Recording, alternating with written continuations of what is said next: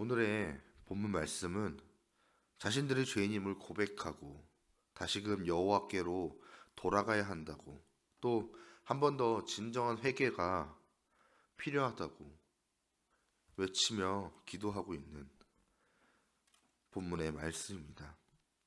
이 말씀은 외적인 변화보다는 내면의 진정한 회개가 이루어져야 한다는 예레미야의 간절한 외침이기도 합니다. 회복은 반드시 회개가 전제되어야 하기 때문입니다. 만약 예레미야의 간절한 호소대로 죄를 회개하고 하나님께로 돌이키지 않는다면 하나님은 이스라엘의 회복을 절대 허락하지 않으시기 때문입니다. 예레미야 선지자가 본 이스라엘에 대한 상황은 처참하기만 했습니다. 하나님께서는 긍휼을 베푸지 않으시고 기도를 받지 않으셨습니다. 그리고 하나님께서 이스라엘을 쓰레기와 폐물로 삼아 이방 나라에 던져 주었습니다. 하나님께서 긍휼을 베푸시지 않으시는 이유는 이스라엘이 하나님께 범죄와 반역을 하였기 때문입니다. 이 범죄와 반역으로 인해 하나님께서는 진노로 자신을 가리셨기에 이스라엘에 죽음이 있었고, 또 하나님께서 자신을 가리셨기에 이스라엘의 기도가 상달되지 않고 결국 무너져 내리고 말았습니다. 그렇게 예레미야는 유다에 대한 이 하나님의 징계의 원인이 너희들에게 있다는 것을 이야기합니다.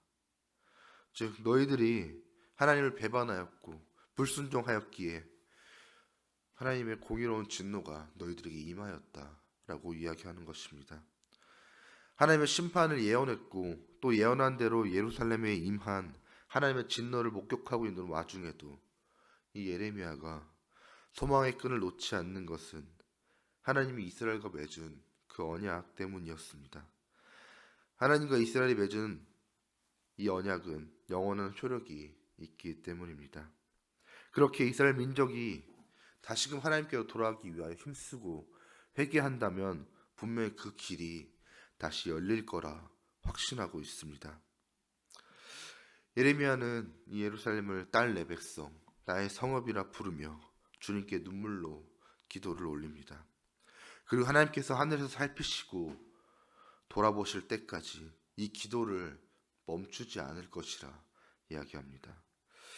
예레미야는 하나님 앞에 벌받고 있는 자신의 민족을 돌아보며 그것을 외면할 수 없었습니다. 민족의 고통과 슬픔이 곧 예레미야 자신의 고통과 슬픔이었고 하나님 앞에 눈물로 기도할 수밖에 없는 기도 제목이었기 때문입니다. 주님께 죄를 짓고 배반했을 때 우리가 할 수 있는 최선은 결국 주님 앞으로 다시금 돌아가 우리의 마음을 다하여 회개하는 것입니다.